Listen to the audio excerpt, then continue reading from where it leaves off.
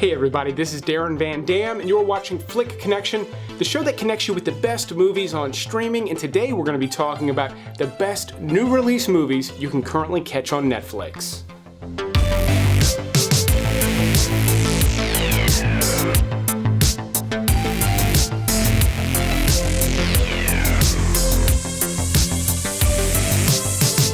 So this is going to be a list of 20 movies currently included with Netflix. I did do one of these about 6 months ago. I'll put a link to that video in the description, but there's no repeats on this list. Most of these movies are either from 2022 or 21. I did include a couple from 2020 because I like them so much, and they're not featured on that other video, and technically they're still new releases. This episode is sponsored by Marlow, and later in the video I'll tell you how you can get better sleep using their pillow. But let's go ahead and start this list off all the way at the back at number 20 with one of the newer releases on it, The Atom Project.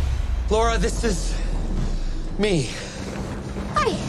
Parallel contact, babe. Well, you know, you've always said that you wished you'd met me earlier. Here I am. Now, even though this is all the way back at number 20, it's got some of the biggest stars on this list with Ryan Reynolds, Jennifer Garner, and Mark Ruffalo.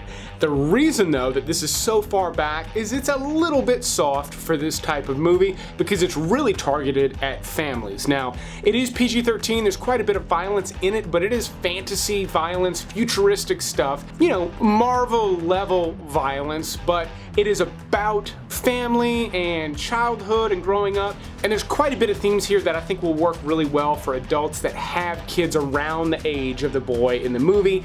10 to 15, if that's you and you have not watched this with your family, trust me, it's going to be one of the better picks on this list, but if you're going to be watching it by yourself, I think you're going to be a little bit let down by it. Now, my next pick on this list is actually a remake of what I consider to be a superior film by the same name, The Guilty.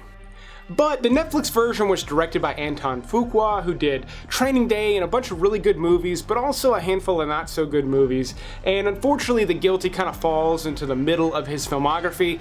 Jake Gyllenhaal is great here per usual, but this movie didn't really utilize all his skills either because it does take place exclusively inside a 911 call center. However, he is taking a very distressing phone call, and it's hard to tell through the phone what is actually going on. Now, as good as I thought the Netflix one was, and it is, it's a pretty good movie, but the original is currently included with Tubi. You can watch it for free. You don't even need to make an account. There will be commercials. You will have to read subtitles, but it is much more expertly directed, I think, and I was on pins and needles for the entire movie, and I think it's the same story, but it's much more effective. My next pick came out in theaters last year and just recently hit Netflix, The Rental.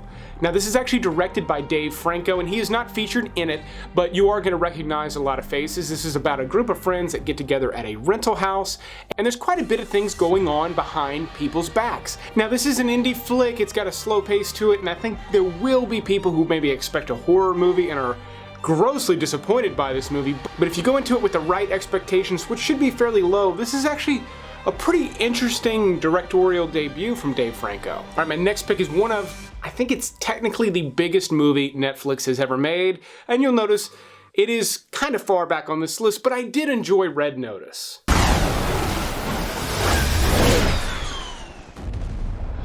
See? Easy peasy. Now, I get it, this movie doesn't really compete with a lot of the stuff that these folks put out in theaters, yet on the other hand, it is better than some of the stuff they put out in theaters. Now, most of the charm with this movie comes from the relationship between The Rock and Ryan Reynolds. They got pretty good chemistry there, and what I really liked about Red Notice the most was kind of how wild the action was. Now, it's all over the top, but it's done in this really kind of silly way that did work because these two guys are kind of helming the movie. Now, obviously Gal Gadot is in it as well, and honestly, I think the star is kind of fading on her career. I mean, she just does not bring much charisma, not just to this role, but the last few things I've seen her in. I mean, she is nice to look at, but so are a lot of people. But speaking of good-looking women who aren't really that famous anymore, Megan Fox makes the list with Till Death, which is actually a pretty solid thriller. I'm impressed you made it this far. There's one final surprise. Happy anniversary, Pumpkin. She spends a large portion of this movie handcuffed to her dead husband's body while a couple of guys are trying to kill her. They're out in this remote cabin in the snow, and it makes for some really tense sequences. Now, this is a lower budget movie, and the budget restraints do show a little bit at times, but they're not terrible, in the story and the moments and everything that you get with this movie ultimately elevate it beyond your typical straight-to-streaming Megan Fox movie. Speaking of things being elevated, let's talk about today's sponsor, Marlow. Marlow is a pillow brand designed to give you better sleep, and I have been using my Marlow pillow for almost a month now, and I absolutely love it for a couple of reasons. The main one is I like two different types of pillows. I like big, soft, fluffy, comfy pillows to kind of curl up and watch a movie with, but I also like thin, flat, firm pillows to sleep with. And the Marlow pillow is both. It's nice and thick. Look at this big pillow. It's nice and soft, very, very comfy.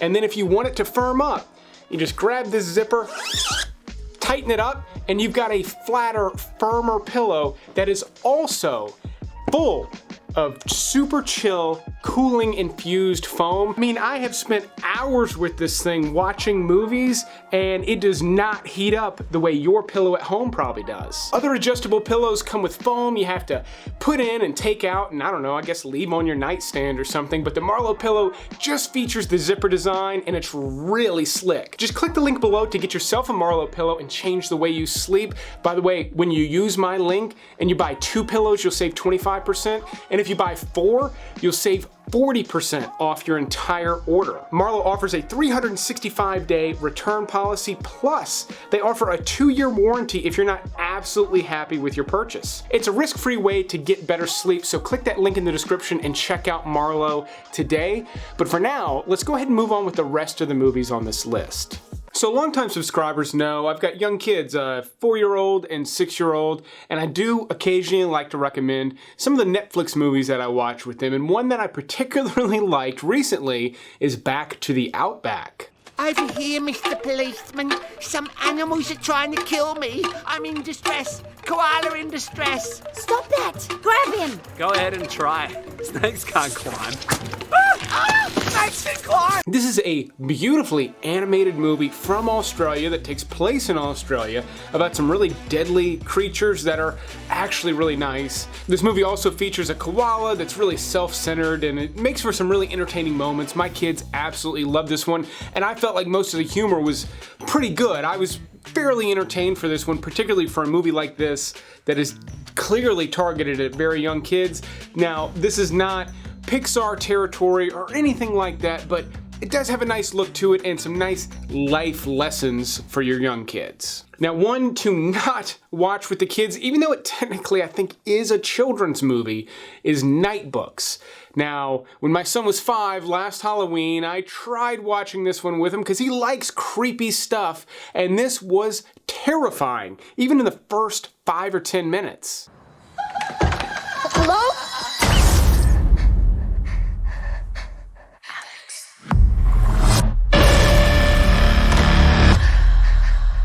In this movie, Kristen Ritter plays this smoking hot witch. Well, she's smoking hot for most of the movie, and she captures these children and makes them write stories to please her, and it's got an interesting setup that's not that far removed from Hansel and Gretel. And then the thing I would like for my son to maybe eventually watch when he's a little bit older is the main character in this story is a boy that writes these really creative horror stories. So I thought that was a nice touch and kind of a nice thing for young kids to see somebody being like really good at being creative. So that works, and it's a major plot point as well. And some of the visuals in this look like they're from a James Wan movie. They're absolutely terrifying. I don't know why they put some of that stuff in movies for young kids, but if you like horror stuff and you've got kids that are a little older than mine, this might be a good pick. Then we'll switch things up quite a bit because my next pick is a World War II drama, or I should say a pre World War II drama with Munich, The Edge of War. This was just recently added to Netflix as an original, and it's kind of an espionage thing. You wouldn't quite call this a spy movie, but there's a lot of real-world espionage going on in it. At least I think it qualifies. Just don't expect a spy movie. But what you get is Europe on the brink of World War II. I mean, Adolf Hitler's making moves, things are not looking good, but two lower-level guys from the British side and Germany end up trying to exchange some information, doing this spy type thing during some really important negotiations. Jeremy Irons does a fantastic job playing the Prime Minister of Great Britain during this time. But this is a slow-paced movie. This is going to be for people interested in history, history buffs, people like that. I wasn't a fan of the way that this movie started off. I felt like it took a long time to get into it. But once it gets where it's going, the story sort of takes over and it's way more compelling than the filmmaking was. Then another historical drama that Netflix just recently added takes place in Greenland. It's called Against the Ice. Not only does it take place in Greenland, but the story here is actually really significant to the history of Denmark. This is the true story about a couple of explorers that essentially figured out that Greenland was one large piece of land and not multiple pieces separated by ice, but they end up getting left behind and have to live for an inordinate amount of time out in this frozen wilderness. And this is the early 1900s, so the only real technology they have is ropes, sleds, and the ability to make fire. If you were in any way interested in this one, you like these types of survival movies or historical things like this, then I highly recommend checking this one out.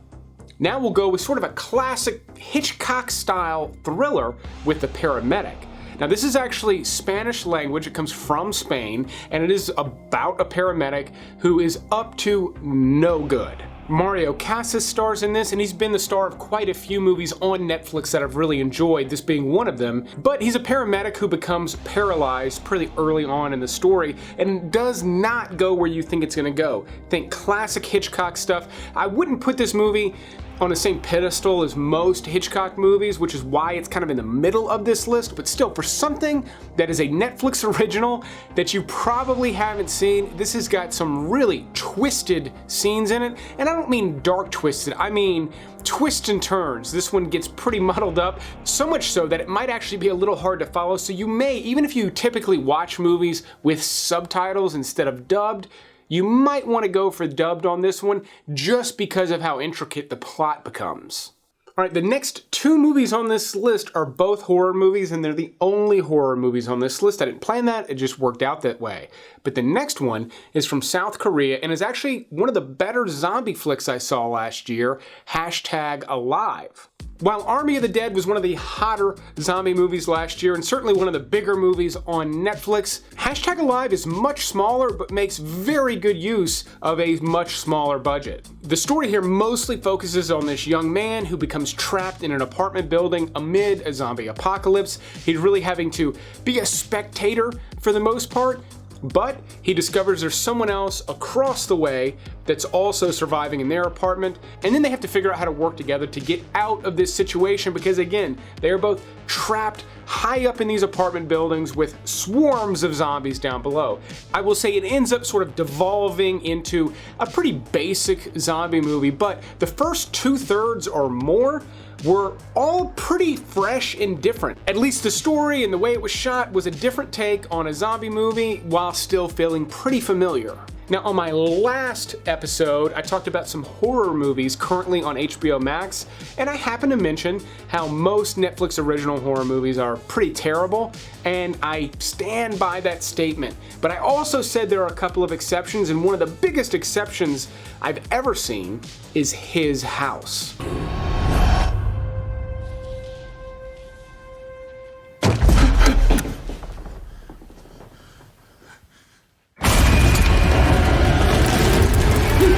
Not only does this movie have a good story, like a simple one, but it's very well told, it's shot really well. Many, if not most, of the Netflix original horror movies kind of have a half-assed nature to them. They feel like they were rushed or I don't know, I'm not going to pick those apart during this video. Point is, his house has an amazing look to it. The photography here is really beautiful, and it works well with a lot of the visual effects on screen, many of which are pretty practical in nature. This does have a slow pace to it, but it is on the shorter side, so it gets you to where you're going a little quicker than some other movies on this list. But if it's been a while since you've seen a good horror movie on Netflix, give His House a try. My next pick is the only documentary on this particular list, but I thought The Social Dilemma was not only an entertaining documentary, also kind of an important one to watch right now. Not only is this really well produced with a lot of good photography and visual aids, it's also an incredibly cutting edge look into the toxic nature of social media. And I say that as someone who makes a living on social media. The Social Dilemma also takes a look at some of the good things to have come out of social media, but it really does take a look at social media addiction, something you may not even be aware you're getting tangled up in. But The Social Dilemma is not just critical of that, it actually does a good job of analyzing it, showing you some of the dangers of it, and some of the ways to deal with it and navigate this new way of communicating that is only about a decade old. Okay, the last time I did a Netflix list, it was all the new stuff coming to Netflix in April, and one that I was particularly excited about was Furioza. Now this too is foreign language, but I will say the dubbed version is quite good. Netflix does do a good job. The acting and the inflection and everything, it's not perfect, but it's close, a lot closer than dubbed movies used to be. So go either way with this one, subbed or dubbed. But this is a hard-hitting crime drama about some Polish gangs. Now, my experience with Polish gangs is very limited to this movie, and they operate very differently from gangs here in the US. They also do this thing where they had these brawls that are really planned out. They wear team t-shirts and everything. It's just a very different type of thing than I'm used to seeing, but they also have a really hard edge to them, and there's an undercover element here. In fact, a lot of this movie felt like the first half of Point Break without the surfing. It's shot well, performed well, the story's great, and it's got an interesting structure. The way it starts off sets everything up really well, and I really enjoyed this one. It really is one of the better new things that I've seen on Netflix this month. Now, for one that came out just last month that stars Lily Collins, Jesse Plemons, and Jason Segel, WINDFALL. And I've had to hold his hand. How does this open? Is there a trick to the purse? No. There's a clasp. And help him rob us. In this movie, a wealthy couple come home to a vacation house to find that someone else is there. Jason Segel plays an intruder, which is very against his type, and I thought he did a great job here. I'm always a fan of Jesse Plemons. He's particularly great here, and Lily Collins does a good job too. That's actually not a slight against her. I've not really liked her in things over the years, and this was one of the better roles I've seen for her. This movie has a lot in common with The Ref, starring Dennis Leary. Jason Segel is trying to keep some order, keep these people from busting him and calling the police, and they end up spending an inordinate amount of time together. So, you need to understand, this is a very talky movie. In fact, that's almost exclusively what happens in this movie. It is a lot of conversations. Jason Segel and Jesse Plemons, for the most part, are doing this parry and joust thing. Lily Collins steps in from time to time, but it's mostly this battle of wits between these two characters, and that's about it. It's a pretty simple setup, but as you can tell by the placement on the list, I ultimately really liked this one. All right, my next three on the list feature quite a bit of action. My next one also stars Noomi Rapace in Black Crab. I honestly think they should have called this Operation Black Crab, because it is about a secret, almost like special forces operation during a post-apocalyptic war. Now, what you need to know is this does not look like any post-apocalyptic war you've seen before. This is about an army that has been severely beaten back, and they're going on this last-ditch effort mission to try to change the tide of this war. Most of the story takes place on this frozen lake or archipelago, and the soldiers are on skates for large parts of the movie, and it makes for some really interesting scenarios. Now, I thought the world building was pretty good here. It's a little bit narrow. You stay very, very focused with this main character on her mission, so you don't get a good feel for what's happening outside of this smaller story in regards to this post-apocalyptic world, but I didn't really mind that. Noomi Rapace carries this thing really well, and it's got some really fantastic moments in it, especially for a Netflix original. This is a pretty cool flick. Now, it is foreign language, but again, the dubbing's good here if you don't like subtitles, and there's so many scenes of action in this movie that, again, I kind of recommend trying out the dubbed version, especially if you haven't really dabbled with dubbed movies on Netflix yet. Give them a try. They're much more accessible than you might think. My next pick is an action movie somewhat akin to the Fast and the Furious franchise, but this actually comes from France, and I think it's miles better than most of the movies in that series, Lost Bullet. The main character here is a criminal who soups up cars and does kind of like smash and grab stuff at jewelry stores. And then while in prison, he gets assigned to this special task force so that he can soup up cars for some of the police who are chasing down all these drug runners in souped up cars. And it makes for some wild car chase sequences with crashing and debris and flames and all manner of wild stuff. And what's really cool about Lost Bullet is most, if not all, of what you're seeing is real. It's practical effects, it's real car crashes. The main actor is a stuntman who has been working for years. So when he's fighting people, it's really him. When he's driving a car that is engulfed in flames, it's really him. And the story's pretty solid too. If you have not liked Fast and the Furious movies, do not let that dissuade you. It was the best comparison I could make. You've just basically got fast cars, crashes, explosions, fighting, and you're dealing with this guy who's essentially working for the police. It's really good stuff. It's one of the cooler things that I've seen on Netflix in a while. In fact, it's a 2020 release and it was so good, I needed to include it at this spot on this list. My next pick was also technically released in 2020, but only just recently got added to Netflix. It is a World War II combat movie, The Forgotten Battle.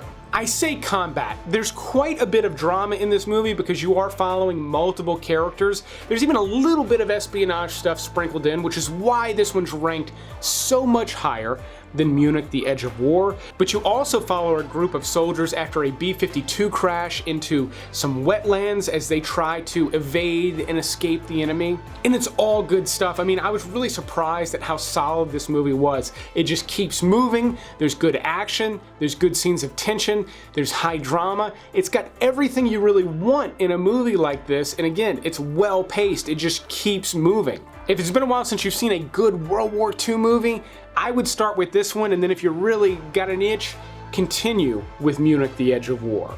Okay, we're down to my final two. My number 2 pick was nominated for a bunch of Academy Awards, and my number 1 pick was not. My number 2 pick being The Power of the Dog. Now, this was a highly anticipated movie for the art film crowd. It had been about a year since they announced it, and people just could not wait to sink their teeth into this one, and honestly, I was not really sure why. This is based on a fairly old book, I believe from the 1940s or 50s, that only just recently started gaining some traction, so retroactively I found that interesting, and the performances are great. I really like all of the actors involved. It's got a nice look to it, but when I started watching it, I noticed something else. This movie not only looks a lot like There Will Be Blood, it sounds remarkably like it. So I actually looked up, and Johnny Greenwood from Radiohead fame did the score for this movie. If you didn't know, he famously did There Will Be Blood and has done a handful of scores for Paul Thomas Anderson since, but he created the music for this as well, and it does sound different than There Will Be Blood, but it's got a very, very similar feel, and this movie has a similar feel and very similar themes at times. Then it goes in completely different directions. Without giving anything away, the way that everything gets wrapped up in The Power of the Dog surprised me, and ultimately thought everything was really near perfect with this movie, particularly Benedict Cumberbatch's performance. I've liked him over the years. This is one of the best performances I think he's ever given in his career. And after such high praise for such an award-winning, actually I don't know if it won many, for such an award-nominated movie, what could top it? And it's a movie, again, from Spain that has kind of a Hitchcock edge to it, The Occupant.